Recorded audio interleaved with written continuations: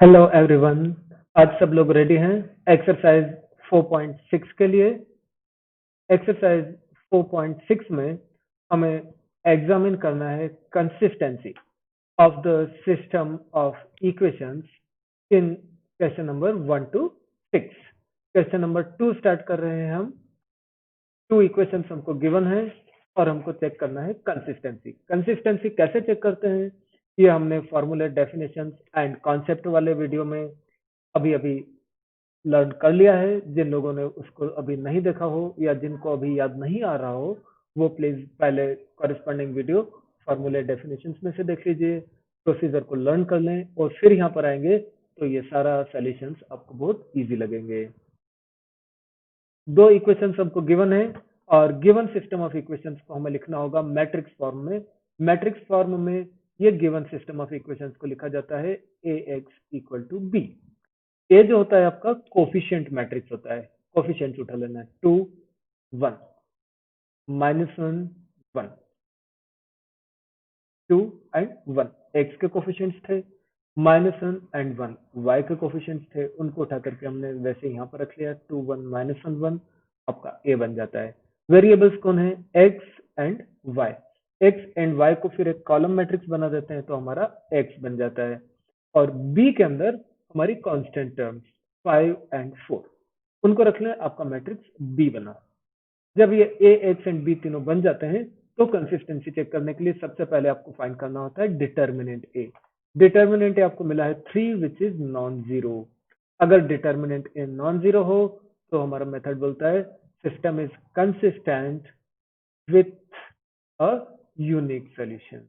इस तरह से हमारा क्वेश्चन नंबर 2 कंप्लीट हो जाता है। सेम प्रोसीजर से आप क्वेश्चन नंबर 1 होमवर्क में कंप्लीट करेंगे। अब हम आ जाते हैं क्वेश्चन नंबर 3 के ऊपर। अगेन आपको 2 इक्वेशंस गिवन है। सेम प्रोसीजर, हम उसको लिखेंगे in the form ax equal to B. A वापस से आप कोफिशिएंट मैट्रिक्स बनाएंगे। x के कोफिशिएंट्स 1 एंड 2 उठा करके यहाँ रख लेते हैं, y के कोफिशिएंट्स 3 एंड 6 उठा करके यहाँ रख लेते हैं। कैपिटल X के लिए आपको वेरिएबल्स लेना है x एंड y, उनका कॉलम मैट्रिक्स बना लीजिए एंड कैपिटल B के लिए आपको राइट साइड से दोनों कांस्टेंट उठा करके यहाँ पर रख देना है। जब तीनों मैट्रिक्स आपको मिल गए उसके बाद में आप डिटर्मिनेंट ए फाइंड करेंगे। डिटर्मिनेंट ए यहाँ पर जीरो है। अगर डिटर्मिनेंट ए जीरो है तो अभी हम कुछ कंक्लूड नहीं कर सकते, हमको फाइंड करना पड़ेगा एडजॉइंट ए इंटू बी। पहले आप एडजॉइंट ए फाइंड करेंगे। एडजॉइंट ए का मेथड अब तक आपको याद हो चुका होगा। फर्स्ट एंड लास्ट एलिमेंट को हम करते हैं इंटरचेंज, बाकी दो काम करते हैं चेंज साइन ऑर्डर 2 के अंदर। ऐसा करके आपने एडजॉइंट ए फाइंड कर लिया है यहाँ पर और फिर आप adjoint A into B find करना होता है कंसिस्टेंसी चेक करने के लिए। जब भी कभी डिटर्मिनेंट ए अगर आपको नॉन जीरो आता है तब तो सिस्टम कंसिस्टेंट होता है विथ ए यूनिक सोल्यूशन, लेकिन अगर डिटर्मिनेंट ए जीरो आ जाता है तब आपको adjoint A into B find करना होगा।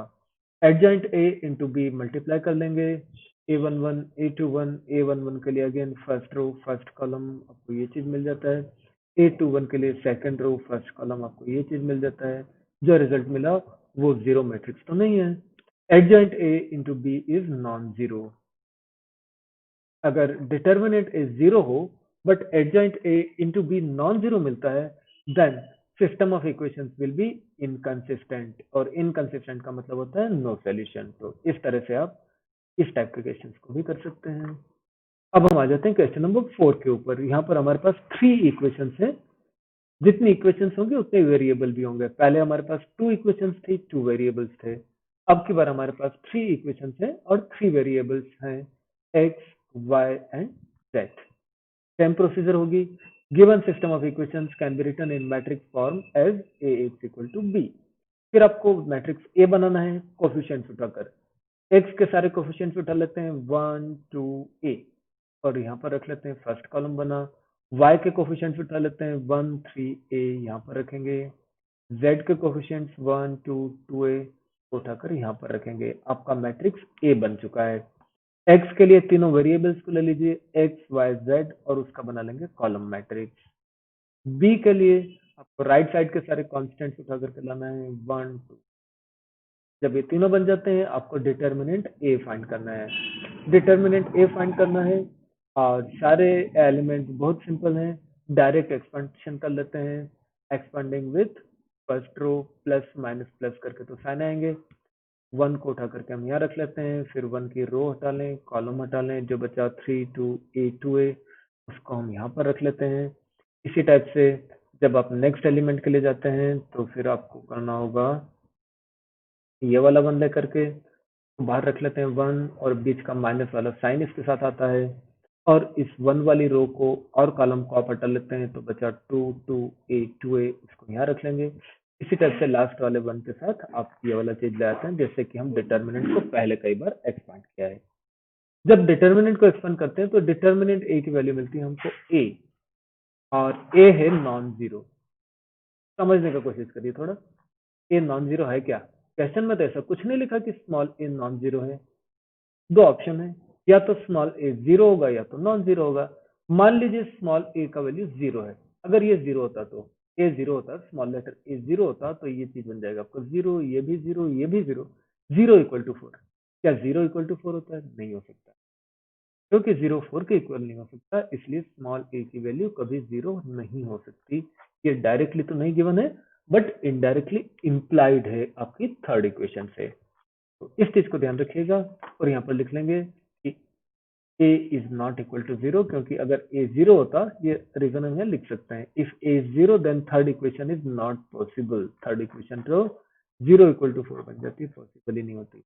तो तीनों इक्वेशन पॉसिबल है, a जीरो नहीं हो सकता और स्मॉल a जीरो नहीं है, इसका मतलब डिटर्मिनेंट a भी जीरो नहीं है। तो given system of equations is consistent with a unique solution. तो यहाँ पर एक छोटा सा ट्रिक था, स्मॉल a के ऊपर आपकी वैल्यू डिटर्मिनेंट a की डिपेंड करती है, आपको कॉमन सेंस से चेक करना होगा। फिफ्थ क्वेश्चन आपको होमवर्क में करना है, और हिंट के लिए मैं आपको बता दूं कि जब आप कैलकुलेट करेंगे डिटर्मिनेंट a तो जीरो आ जाएगा, एडजॉइंट a आपको फाइंड करना होगा। फाइंड करने के बाद आप यहाँ पर चेक कर लीजिएगा, कुछ बच्चों की कभी कभी कैलकुलेशन में मिस्टेक हो जाती है, तो चेक करिएगा। जब आप एडजॉइंट a फाइंड करेंगे तो यही वाला मैट्रिक्स मिलना चाहिए, और जब आप adjoint a into B find करेंगे तो ये वाला मैट्रिक्स मिलना चाहिए। ये नॉन जीरो होता है, आंसर आपको इनकंसिस्टेंट आएगा, बट जब आप सोल्यूशन करेंगे बीच में ये वाली स्टेप्स को चेक कर सकते हैं। क्वेश्चन नंबर 6 भी आपको होमवर्क में करना है, और इसके अंदर आपको डिटर्मिनेंट a मिल जाएगा 51, जो कि नॉन जीरो है, कंसिस्टेंट होंगे यूनिक सॉल्यूशन के साथ। ओके, तो क्वेश्चन नंबर 6 तक तो आपको सिर्फ कंसिस्टेंसी चेक करना थी। अब 6 के बाद में आपके पास इंस्ट्रक्शन है 7 to 14 के लिए कि solve the system of linear equations using matrix method. Solve करना है इक्वेशंस को, सॉल्व करना है यानी x एंड y की वैल्यूज आपको फाइंड करना है।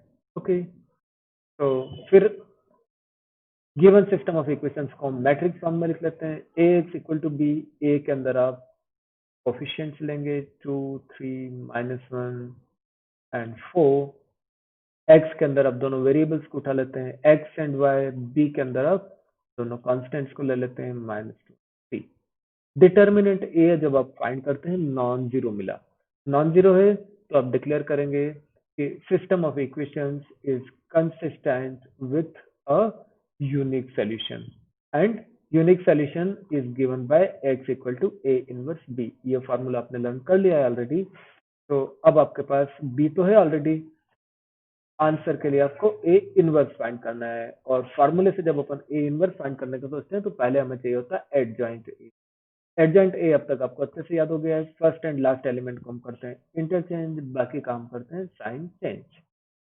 ये करने के बाद आपको एडजॉइंट ए मिल जाता है, then A inverse will be 1 upon determinant A into adjoint A, 1 upon 11 into this matrix.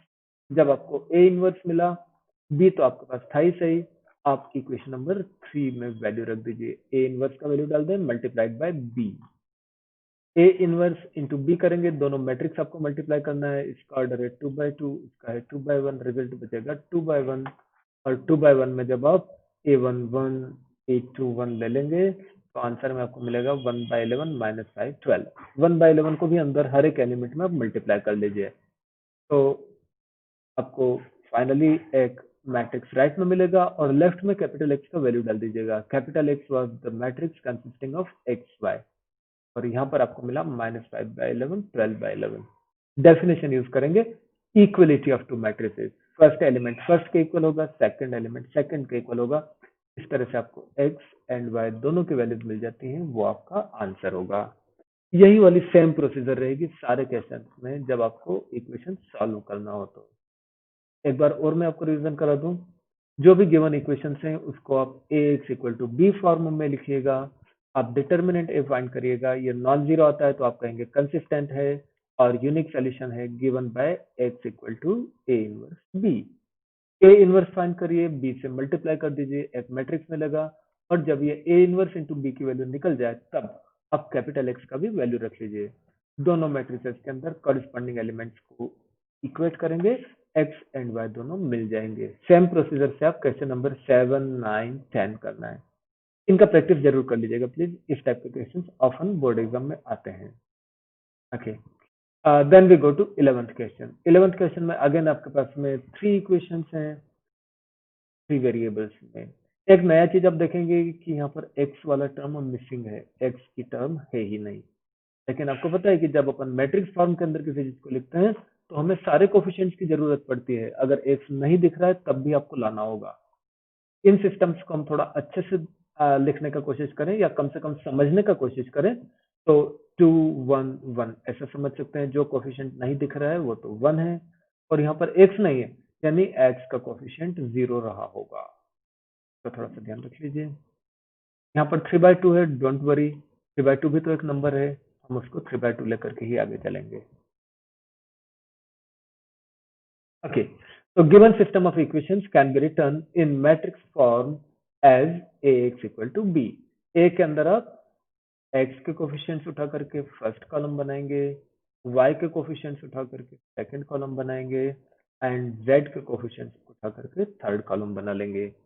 इसके बाद में आप आ जाते हैं x के ऊपर। x में आपको तीनों वेरिएबल्स लेना है, x y z उठा करके कॉलम में डाल दीजिए।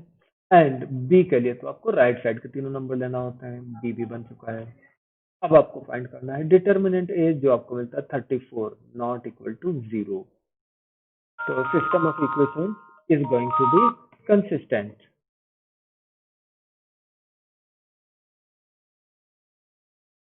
The unique solution will be given by x equal to a inverse b,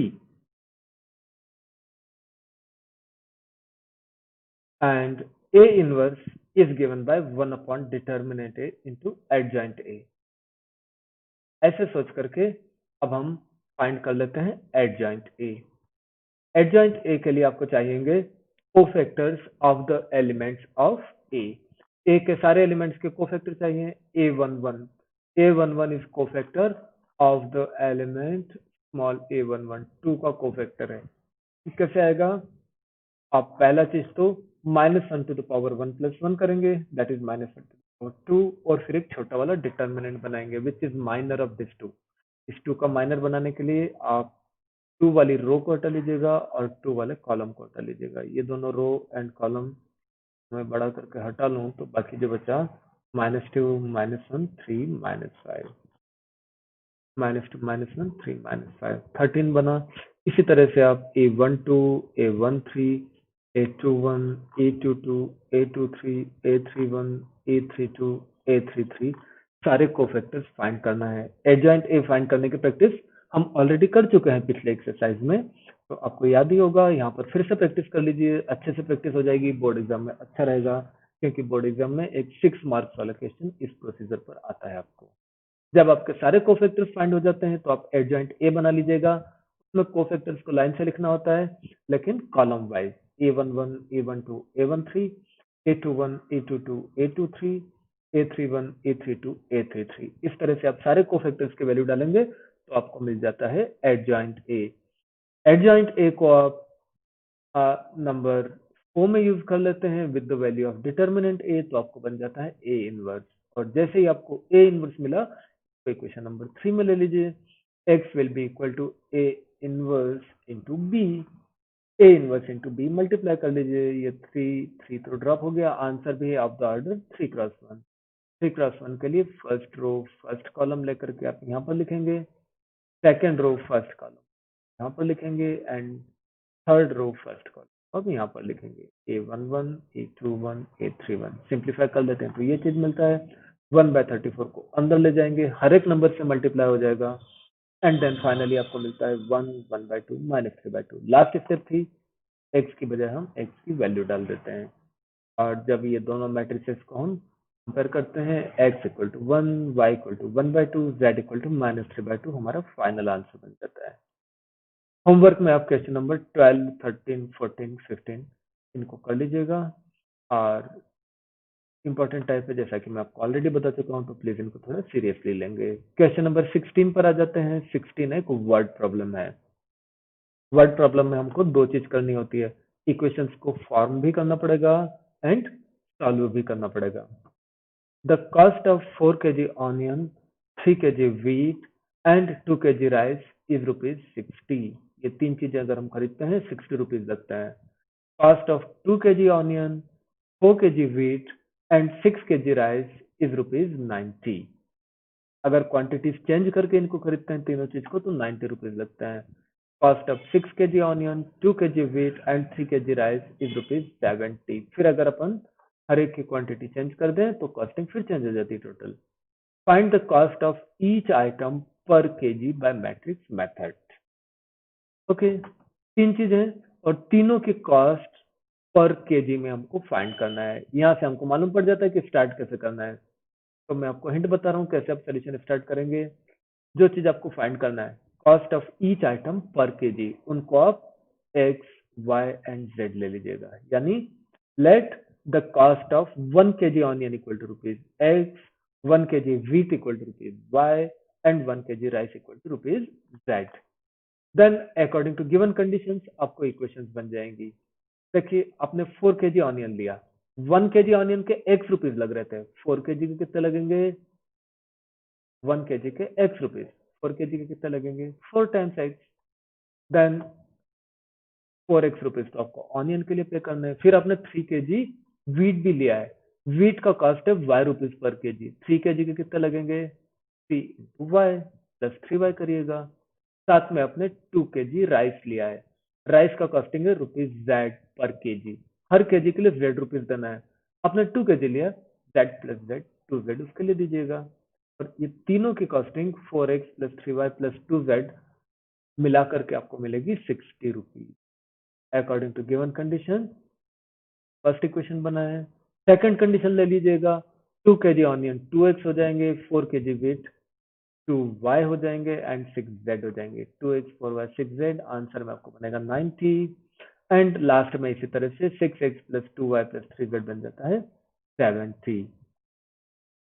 इसके बाद में वही स्टोरी है जो कि हम बाकी सारे क्वेश्चंस में कर रहे थे। आपको 3 इक्वेशंस मिल गए ना, तो आप इनको लिखेंगे। Given system of equations can be written in matrix form as ax equal to b, और बाकी जो भी हमने पिछले क्वेश्चंस में किया है, ax इक्वल टू b के बाद आप a बनाएंगे, x बनाएंगे, b बनाएंगे, डिटर्मिनेंट a फाइंड करेंगे, a इनवर्स फाइंड करेंगे, वैल्यूज पुट करेंगे और लास्ट में आपको आंसर मिल जाएगा x, y and z as 588। यहाँ पर नहीं रुक सकते। जब भी वर्ड प्रॉब्लम है तो आंसर आपकी x, y, z की वैल्यू नहीं होने वाली, आंसर जो क्वेश्चन में पूछा है वो होगा। x, y, z तो मिला। अब सोचिए x क्या था, x was cost of 1 kg onion, तो आंसर आपको ऐसे डिस्क्राइब करना पड़ेगा। Hence cost of 1 kg onion is ₹5, 1 kg wheat is ₹X and 1 kg rice is ₹8। ये वाली चीज आपका फाइनल आंसर बनेगी। सेम प्रोसीजर लेकर के आपने एग्जाम्पल नंबर 29 पेज नंबर 135 को होमवर्क में करना है। अब हम आ जाते हैं क्वेश्चन नंबर 16 पर। क्वेश्चन नंबर 16 में आपको सॉल्व करना है अगेन 3 इक्वेशंस। एक नया चीज दिखेगा, x, y, z जो वेरिएबल्स हैं डिनोमिनेटर में है। थोड़ा सा रिकॉल करिए, इस तरह की इक्वेशंस आपने क्लास 10 में सॉल्व करी हैं। अगर हमारे वेरिएबल डिनोमिनेटर में होते हैं तो हम एलसीएम नहीं ले सकते। अगर नंबर डिनोमिनेटर में हो, कॉन्स्टेंट्स डिनोमिनेटर में हो तो आप एलसीएम ले सकते हैं। अगर वेरिएबल डिनोमिनेटर में है तो उनको रिप्लेस करना पड़ता है विथ अदर वेरिएबल्स। तो पहला चीज तो यही होगा कि सारे वेरिएबल्स को रिप्लेस करिएगा। 1/x को आप ले लीजिए u, 1/y will be v, 1/z will be w। ऐसा कर लेंगे तो आपकी गिवन इक्वेशंस में ये जो 2/x है वो एक्चुअली 2 into 1/x था, तो वो बन जाता है 2u। इसी तरह 3/y था, 3 इंटू 1/y, वो बन जाएगा 3v। फर्स्ट इक्वेशन आपका ये बन जाता है, सेकंड ये बन जाएगा, एंड थर्ड वाला इक्वेशन ये बन जाएगा। ये प्रोसेस ध्यान रखिए प्लीज। कभी भी आपको वेरिएबल्स डिनोमिनेटर में मिले हैं तो आपको वो वेरिएबल्स को दूसरे वेरिएबल से रिप्लेस करना पड़ेगा ताकि वेरिएबल न्यूमरेटर में दिखने लगे। और जब आप ऐसा कर लेंगे तो फिर वही वाली कहानी पहले वाली, this system of equations can be written in matrix form as Ax equal to B. A में क्या लेंगे आप, अगेन सारे के सारे कोफिशिएंट्स। मैं एक बार और आपको फिर भी क्लियर कर देता हूँ। ए के अंदर आपको लेना होगा सारे कोफिशिएंट्स। क्या क्या कोफिशिएंट्स है देखिए, यू के कोफिशिएंट्स 2, 4, 6 को उठाकर आप ए में डाल दीजिए। वी के कोफिशिएंट्स 3, -6, 9 को उठाकर के यहाँ रखिएगा। डब्ल्यू के कोफिशिएंट्स को उठाकर यहाँ रखिएगा। एक्स के अंदर आपको वेरिएबल्स लेना है। प्लीज रिमेंबर, जो हमारी लीनियर इक्वेशन बनी उसके वेरिएबल एक्स वाई जेड नहीं है। अब हम यू वी डब्ल्यू के साथ काम करने लगे हैं, तो जो एक्स के अंदर आप वेरिएबल लिखेंगे यू वी एंड डब्ल्यू, उनको लिखना है। बी के लिए आपको राइट साइड वाले नंबर लेना होते हैं 4, 1, 2। इसके बाद फिर आप चालू करिएगा। इनको जब चालू करेंगे सेम तरीके से तो आपको आंसर्स मिल जाएंगे, लेकिन आंसर होंगे यू वी एंड डब्ल्यू की वैल्यू। यू वी डब्ल्यू तो आपको नहीं चाहिए था, आप वैल्यू डाल दीजिएगा। यू की वैल्यू रख लेते हैं 1/x, वी की वैल्यू अपन रख देते हैं 1/y, एंड डब्ल्यू की वैल्यू हम रख देंगे 1/z। इनको चालू करेंगे तो x equal to 2, y equal to 3, z equal to 5। इस तरह से आपको आंसर्स मिल जाएंगे। आंसर यू वी डब्ल्यू नहीं होंगे, एक्स वाई जेड होंगे। आंसर वही वेरिएबल होंगे जो क्वेश्चन में दिए होते हैं, लेकिन क्योंकि वेरिएबल डिनोमिनेटर में थे एक्स वाई जेड, उनको लेकर के हम सॉल्व नहीं कर सकते। उनकी बजाय हमको यू वी डब्ल्यू को लेकर के इक्वेशन सॉल्व करना पड़ा। जब यू वी डब्ल्यू की वैल्यूज मिल जाती हैं तब हमें उनको एक्स वाई जेड में वापस से कन्वर्ट कर लेना है। ओके, देन एक एक्स्ट्रा क्वेश्चन हम कर रहे हैं, थोड़ा डिफिकल्ट टाइप का क्वेश्चन है, 2012 कंपार्टमेंट में आया है, और इसके बाद में भी आपको बोर्ड एग्जाम में पूछे हैं सेम टाइप के क्वेश्चन। तो यहाँ पर क्योंकि हम इक्वेशंस वाले क्वेश्चन कर ही रहे हैं तो हम इसको समझने के लिए यहाँ पर कर लेते हैं। थोड़ा सा अलग टाइप का क्वेश्चन है। Determine the product of two matrices. दो मैट्रिक्स आपको दे रखे हैं, उनको प्रोडक्ट डिटरमाइन करिए। Then use it, product find करने के बाद प्रोडक्ट को यूज करिए to solve the system of equation. इस सिस्टम ऑफ इक्वेशंस को सॉल्व करने के लिए इन दोनों मैट्रिसेस के प्रोडक्ट को यूज करिए। देखिए कैसे हो सकता है। हम दोनों गिवन मैट्रिसेस को ए एंड बी नेम दे देते हैं रिस्पेक्टिवली। उनका प्रोडक्ट निकाल लेते हैं, जैसे क्वेश्चन में बोला है कि determine the product. Product find करते हैं। प्रोडक्ट फाइंड करते हैं, 3x3 था, 3x3 था, आंसर भी 3x3 होगा। फर्स्ट रो फर्स्ट कॉलम यहाँ पर लिख लेंगे, फर्स्ट रो सेकंड कॉलम यहाँ पर लिखेंगे, फर्स्ट रो थर्ड कॉलम यहाँ पर लिखेंगे, सेकंड रो फर्स्ट कॉलम। इस तरह सारे एलिमेंट्स लिखते जाएंगे और आप देखेंगे कि बहुत सारे जीरोस आ गए, बाकी जगह है 8। 8 को कॉमन ले लीजिए। जब आपने 8 को कॉमन ले लिया तो अंदर बचा आइडेंटिटी मैट्रिक्स, यानी ए बी इक्वल टू 8i। जो प्रोडक्ट आपका बना ए बी इक्वल टू 8i बना। ये थोड़ा इंपॉर्टेंट चीज है। देखिए अगर ए बी इक्वल टू 8i बना है तो आइडेंटिटी मैट्रिक्स की हेल्प से तो हम इनवर्स फाइंड कर सकते थे। इनवर्स ऑफ अ मैट्रिक्स की डेफिनेशन यूज कर लेंगे। किसका इनवर्स चाहिए देखिए थोड़ा सा। जब आप क्वेश्चन के साथ चेक करेंगे तो इस सिस्टम ऑफ इक्वेशंस के लिए आपको जो कोफिशिएंट मैट्रिक्स बनेगा 1, 1, 2, -1, -2, 1, वो ए तो नहीं है। 1, 1, 2, -1, -2, 1 तो बी है। यानी इस सिस्टम ऑफ इक्वेशंस को जब आप मैट्रिक्स फॉर्म में लिखेंगे तो बी एक्स इक्वल टू सी लिखा जाएगा। ए तो ये वाला हो गया ना, इस ए को तो हम कोफिशिएंट में लिख नहीं सकते। जो कोफिशिएंट्स हैं वो इस मैट्रिक्स से आ रहे हैं, यानी इस सिस्टम ऑफ इक्वेशंस को आपको लिखना पड़ेगा बी एक्स इक्वल टू सी। और जब आप उसको सॉल्व करेंगे तो आपको बी इनवर्स की जरूरत पड़ेगी। ये ध्यान रखते हुए अब आप सोचिए कि बी इनवर्स आप कैसे बना लेंगे। ओके, तो ए बी इक्वल टू 8i, और इसके बाद में जो मैंने आपको समझाया था उसी को लिख रखा है कि in view of A and B given system of equations can be written in matrix form as B x equal to C. जो इनके कोफिशिएंट्स थे 1, 1, 2, वो यहाँ पर मिल रहे हैं। -1, -2, 1 यहाँ पर है, 1, -2, 3 यहाँ पर है। कोफिशिएंट मैट्रिक्स ए नहीं है, कौन है, बी है।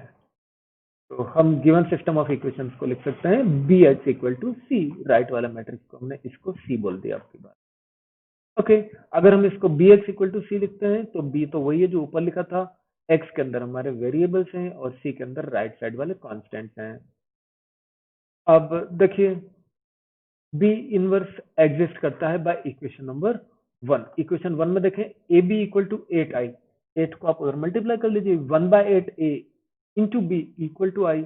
अगर दो मैट्रिसेस का प्रोडक्ट आइडेंटिटी होता है तो they are both inverse of each other. ये आप प्लीज चैप्टर 3 के फॉर्मूला एंड डेफिनेशंस में चेक करिएगा, जहां पर हमने definition of inverse of matrix लिखा था।